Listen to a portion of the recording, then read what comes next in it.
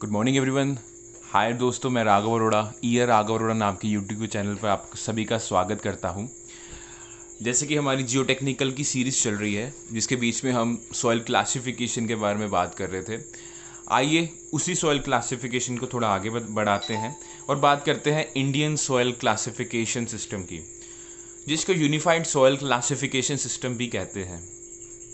इस हिसाब से सॉइल को दो हिस्सों में बांटा गया, एक तो कोर्स ग्रेन सॉइल और दूसरा फाइन ग्रेन सॉइल। अब जैसे कि मैंने पहले भी आपको एग्जांपल दी थी, बिल्कुल ऐसे ही कि मान लीजिए अगर मुझको 10 किलो सॉइल दे दी गई है और मुझे कहा गया कि इसको क्लासीफाई कीजिए कि ये कोर्स ग्रेन सॉइल है या फाइन ग्रेन सॉइल है, तो मैं कैसे करूँगा? तो मैं इसका सीव एनालिसिस करूँगा और मुझे पता है कि कोर्स ग्रेन सॉइल और फाइन ग्रेन सॉइल में क्या बाउंड्री है कि 75 माइक्रोन से अगर बड़ा मेरा साइज़ है किसी मेरी सॉइल पार्टिकल का तो ये कोर्स ग्रेन सॉइल होगी, और उसी तरह अगर 75 माइक्रोन से छोटा साइज़ है तो ये फाइन ग्रेन सॉइल होगी। ठीक है, तो जब सीव एनालिसिस किया तो मुझे ये पता चला कि मेरा 6 किलो जो सॉइल है वो 75 माइक्रोन के सीव से ऊपर ही रिटेन हो रहा है। तो जब पता चला कि 4 किलो जो सॉइल है वो 75 माइक्रोन से नीचे जा रहा है, मतलब इससे फाइनर है, इससे पास हो रहा है, तो मैंने देखा कि मेरा डोमिनेटिंग क्या है, 50% से ज़्यादा क्या है। तो 50%, 10 किलो का 50% 5 किलो होता है, तो 5 किलो से ज़्यादा तो 6 किलो आ रहा है। मतलब डोमिनेटिंग क्या है? Coarse grain soil. ठीक है, कोर्स ग्रेन सॉइल ये डोमिनेटिंग है।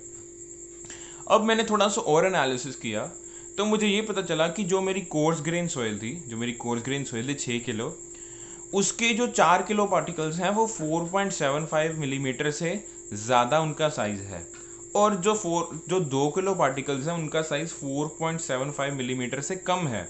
तो मुझे ये पता चला कि जो मेरी कोर्स की जो दो टाइप्स हैं, ग्रेवल और सैंड, उनकी बाउंड्री तो ये है कि 4.75 मिलीमीटर से अगर बड़ा साइज़ होगा तो वो ग्रेवल होगा, अगर 4.75 से छोटा साइज़ होगा तो वो सैंड होगा। तो मैंने देखा डोमिनेटिंग कौन है, 50% से ज़्यादा कौन है, 50% से ज़्यादा तो मुझे ये मिला 4 किलो जो कि ग्रेवल है। तो मैंने इस 10 किलो सॉइल को क्या कह दिया? Gravely soil. क्या कह दिया? Gravely soil.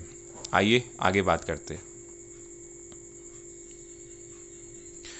मतलब मेरी दो सॉइल आ गई, कोर्स ग्रेन सॉइल और फाइन ग्रेन सॉइल। अब आइए इनके बारे में बात करते हैं। तो जो इनका साइज़ है, जो इंडियन स्टैंडर्ड ने दिया है, कोर्स ग्रेन सॉइल वो होती है जिनका साइज़ 75 माइक्रोन से लेकर 80 के बीच में लाई करता है, और उसी तरह फाइन ग्रेन सॉइल कौन सी होती है? जिनका साइज़ 75 माइक्रोन से छोटा है, 75 माइक्रोन से छोटा है। अब 1 माइक्रोन की क्या वैल्यू है? 10⁻³ मिलीमीटर। आइए बात करते हैं कोर्स ग्रेन सॉइल की डेफिनेशन के बारे में बात करते हैं। तो डेफिनेशन ये बताती है कि अगर तो हमारे पास जो सॉइल का जो सैंपल है, अगर उसमें तो 50% मटीरियल से ज़्यादा 75 माइक्रोन से पास हो रहा है, अगर मेरे पास एक सॉइल का सैंपल है उसमें से 50% से ज़्यादा मटीरियल 75 माइक्रोन से कोर्सर है, 75 माइक्रोन पे रिटेन कर रहा है, वो होगा कोर्स ग्रेन सॉइल। उसी तरह अगर मेरे सॉइल सैंपल में 75% से ज़्यादा मटीरियल 50% से ज़्यादा मटीरियल 75 माइक्रोन से पास कर रहा है, अगर फाइनर है, फाइन ग्रेन सॉइल है। तो एक ही टाइप है कि अगर तो 50% से ज़्यादा मटीरियल 75 माइक्रोन से पास कर रहा है तो कोर्स ग्रेन सॉइल है, अगर 50% से ज़्यादा मटीरियल 75 माइक्रोन पे रिटेन कर रहा है तो ये फाइन ग्रेन सॉइल है। आइए बात करते हैं फाइन ग्रेन सॉइल की क्लासिफिकेशन की। तो जस्ट इंडियन स्टैंडर्ड ने बताया कि फाइन ग्रेन सॉइल भी 3 तरह की पाई जाती है, एक क्ले, एक सिल्ट और एक ऑर्गेनिक सॉइल। तो इन्होंने इसका नोमेनक्लेचर भी दिया, इनको नाम भी दिया, एक साइन भी दिया, क्ले को C दे दिया, सिल्ट को M दे दिया। अब कुछ लोग सोचते हैं सिल्ट को S दिया जाए, बट नहीं मेरे दोस्त, सिल्ट को S नहीं दिया जाएगा क्योंकि सैंड को S दिया गया है, इस कारण सिल्ट को M दिया गया, ऑर्गेनिक को O दे दिया गया। अब इन्हीं सॉइल को हम कंप्रेसिबिलिटी के भी हाफ पे भी डिफाइन कर सकते हैं कि एक लो कंप्रेसिबल कह दिया जिसको L मैंने नाम दे दिया, एक इंटरमीडिएट कंप्रेसिबल कह दिया और एक हाईली कंप्रेसिबल कह दिया, इसको I का नाम दे दिया, इसको H का नाम दे दिया। अब इनको डिफाइन कैसे किया जाता है? इनको डिफाइन किया जाता है लिक्विड लिमिट के भी हाफ पे, कि अगर तो 35% से मेरा कम हो लिक्विड लिमिट तो मेरी लो कंप्रेसिबल सॉइल होगी। अगर 35% से लेकर 50% के बीच में लाई करती हो तो ये मेरी क्या होगी, इंटरमीडिएट कंप्रेसिबल। अगर 50% से ज़्यादा हो तो ये हाईली कंप्रेसिबल होगी, हाईली कंप्रेसिबल होगी। अब अगर तो आप ये समझ रहे हैं कि क्ले लो कंप्रेसिबल है या सिल्ट लो इंटरमीडिएट कंप्रेसिबल है या ऑर्गेनिक सॉइल हाईली कंप्रेसिबल है, तो आपका ये समझना बिल्कुल गलत है, क्योंकि मैंने इन तीनों के बीच में एक जॉइनिंग लाइन भी लगाई है। ये देखिए, ये मैंने बताया है कि this joining tells us that कि ये क्ले भी लो कंप्रेसिबल हो सकती है, क्ले ही इंटरमीडिएट भी हो सकती है, क्ले ही हाईली कंप्रेसिबल भी हो सकती है, पर कंडीशन क्या है इसकी लिक्विड लिमिट के बारे में। अगर मुझे क्ले दी गई, अगर मैंने 35% के कम इसकी लिक्विड लिमिट रखी तो इसको मैं लो कंप्रेसिबल कह दूंगा। अगर उसी तरह मैंने लिक्विड लिमिट थोड़ी बढ़ा दी तो इसको इंटरमीडिएट कह दूंगा, और उसी तरह अगर 50 से भी ज़्यादा कर दी तो हाईली कह दूंगा। तो उसी तरह ये वाइस एंड वर्सा सिल्ट के लिए, सिल्ट भी ये हो सकता है, ये हो सकता है, ये हो सकता है, ऑर्गेनिक सॉइल भी ये हो सकती है, ये हो सकती है, ये हो सकती है। ओके, आप समझ चुके होंगे इस बात को। अब आइए आगे बात करते हैं। अब आगे बात करते हैं कि नामकरण कैसे करना है, नामकरण कैसे करना है। तो नामकरण के लिए हमेशा रूल ये है कि हम पीछे से पढ़ेंगे। अगर मान लीजिए मुझे कहा गया CH का नाम पढ़ो, पीछे से स्टार्ट होगा। हाई का मतलब हाईली कंप्रेसिबल, C का मतलब क्ले, I का मतलब इंटरमीडिएट कंप्रेसिबल, C का मतलब क्ले, L का मतलब लो कंप्रेसिबल और C का मतलब क्ले। कंप्रेसिबल क्या है कि अगर तो सॉइल, ये मेरा सॉइल है, अगर उसकी सेटलमेंट कितनी हो रही है, उसको अगर दबाया जाए, अगर लोड डाला जाए, वो कितना धंस जाएगा, तो दैट इज़ कंप्रेसिबल। अब एक बात करेंगे प्लास्टिसिटी चार्ट के बारे में पढ़ूंगा। ये चार्ट है प्लास्टिसिटी चार्ट, ये काफ़ी इंपॉर्टेंट है। तो आइए इसके बारे में स्टार्ट करते हैं। ये काफ़ी इंपॉर्टेंट टॉपिक है, बट काफ़ी लोगों के लिए थोड़ा, मैं कह सकता हूँ कि ये कॉम्प्लिकेटेड भी है। तो रूल्स की बात करते हैं। ये रूल्स है कि अगर IP of soil, IP plasticity index, अगर ये 7 से ज़्यादा है तो मेरी क्ले है, 4 से कम है सिल्ट है, 4 से लेकर 7 के बीच में लाई करता है, या क्ले है या सिल्ट है। A लाइन की बात करूँगा। A लाइन क्या होता है? A लाइन ना कैसे ग्रैंडे ऑपरेटर्स में हमने देखी है, शायद अभी मैंने डिस्कस नहीं किया A लाइन के बारे में। तो कैसे ग्रैंडे चार्ट में भी ये पाई जाती है। तो इसकी ये कंडीशन है कि अगर तो A लाइन से ऊपर है तो सॉइल के पार्टिकल्स, वो इनऑर्गेनिक सॉइल है। अगर बिलो वाला A लाइन है तो ये ऑर्गेनिक सॉइल है। अब ये तो मैंने कंडीशंस बता दी, प्राइमरी कंडीशंस ये है, बट मेरा फाइनल डिसीजन किसके बिहाफ पे होगा? इन दो कंडीशन के बिहाफ पे होगा कि अगर मेरा IP of soil IP of A line से छोटा है तो ये सिल्ट, अगर IP of soil A line के IP से बड़ा है तो ये मेरी क्ले है।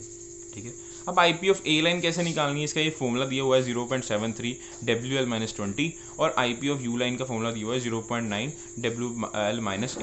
ठीक है, अब आइए बात करते हैं चार्ट के बारे में। चार्ट, इसको मैं कहता हूँ plasticity chart. Okay, plasticity charts. Okay, और जैसे मैंने ये बताया कि IP ऑफ सॉइल 7 और IP ऑफ सॉइल 4 क्ले और सिल्ट के लिए, इसके कारण मैं IP को एक 4 पे डिनोट कर दूंगा और एक IP को मैं 7 पे डिनोट कर दूंगा। ठीक है, एक IP को मैं 7 पे डिनोट कर दूंगा। ओके, इसको मैं एक लाइन खींच दूंगा। अब जैसे मुझे पता मेरी कंप्रेसिबिलिटी की क्या लिमिट होती है कि 35 से लेकर 50 तक, और अगर आए तो ये इंटरमीडिएट है, अगर 35 से कम आए तो लो है, और 35 से ज़्यादा है हाई कंप्रेसिबल है। ठीक है, तो इसको भी मैं ऐसे कर दूंगा ऊपर। ये है क्या? ये लिक्विड लिमिट का चार्ट है नीचे। ओके, लिक्विड लिमिट का चार्ट है। और IP ऑफ A लाइन की इक्वेशन है। तो ये A लाइन को मैंने 20% लिक्विड लिमिट पर कैसे रखा? यहाँ एक्स एक्सिस पर IP तो इधर है ना, यहाँ एक्स एक्सिस पर तो IP 0 होगा। जब मैंने IP 0 पुट किया यहाँ पर तो मेरा WL आ गया 20। उसी तरह U लाइन के लिए भी इक्वेशन दी हुई है, इसी तरह यहाँ पर IP 0 पुट किया तो WL आ गया 8%। तो 8% पर मैंने U लाइन खींच दी और A लाइन पर मैंने 20% खींच दी। अब पहली कंडीशन ये है कि U लाइन है, इससे ऊपर मैं कोई भी सॉइल को क्लासिफिकेशन नहीं करता कि above U line no soil classified. Okay, no soil classified. Okay, अब आइए इधर से स्टार्ट करते हैं। 50% से ज़्यादा कौन सी सॉइल पाई जाती है? हाईली कंप्रेसिबल पाई जाती है ना, जैसे मैंने बताया था। तो मैं लिख दूंगा H। तो मैं क्या लिख दूंगा H। अब एक कंडीशन है, अब एक कंडीशन है कि ए लाइन है ना, ए लाइन की क्या कंडीशन है, अगर बिलो ए लाइन हो तो ऑर्गेनिक सॉइल होती है, अगर अबव ए लाइन हो तो इनऑर्गेनिक सॉइल होती है। तो ए लाइन के बिलो है ना, ए लाइन के बिलो है, तो ये क्या होगा, ऑर्गेनिक सॉइल। समझ चुके हैं आप? ओके। अब एक और फाइनल डिसीजन हमने लेना है कि मैंने आपको बताया कि अगर आईपी ऑफ सॉइल छोटा है आईपी ऑफ ए लाइन से, इसका मतलब ये होता है कि मेरी सॉइल की जो आईपी है वो ए लाइन से छोटी है, मतलब बिलो है। तो क्या होता है, यहाँ भी बिलो आ रही है ए लाइन, तो क्या होगा, सेल्ट। तो मैं ओवर करके लिख दूंगा एम, और ये भी हाई कंप्रेसिबल है तो एम एच लिख दूँगा। ठीक है, अब आइए इधर चलते हैं। ये भी ए लाइन से छोटा है, ए लाइन से बिलो है ये भी पार्ट, तो यहाँ पर भी मैं ओ लिख दूंगा। अब ये भी ए लाइन से छोटा है, I P of soil is lesser than I P of A line, तो ये क्या है, एम। अब ये 35 से 50 क्या आता है, इंटरमीडिएट कंप्रेसिबल, हो गया। ओके, अब आइए बात करते हैं ये वाले पार्ट की, ए लाइन के ऊपर वाले पार्ट की। ये अबव ए लाइन है, ये क्या है, अबव ए लाइन है ना। अबव ए लाइन के लिए मैं सीधा फाइनल डिसीजन की बात करूँगा। अगर तो मेरा आई पी ऑफ सॉइल अबव हो ए लाइन, तो ये क्ले पाई जाती है, ये क्या पाई जाती है, क्ले पाई जाती है। ओके, क्ले के साथ ये 35% से लेकर 50% के बीच में इसका अगर इंटरमीडिएट कंप्रेसिबल कह दूँगा। ठीक है, ये भी हो गया मेरा पार्ट। अब आगे बात करता हूँ इस पार्ट की। अब ये 35% से कम है, मतलब मेरा लो कंप्रेसिबल है, एल लिख दिया। और ए लाइन से अबव है, अगर ए लाइन से मैं अबव होगा तो ये क्या होगा, आई पी सॉइल अबव है ए लाइन से, तो ये क्ले होगा, तो ये सी एल भर दिया।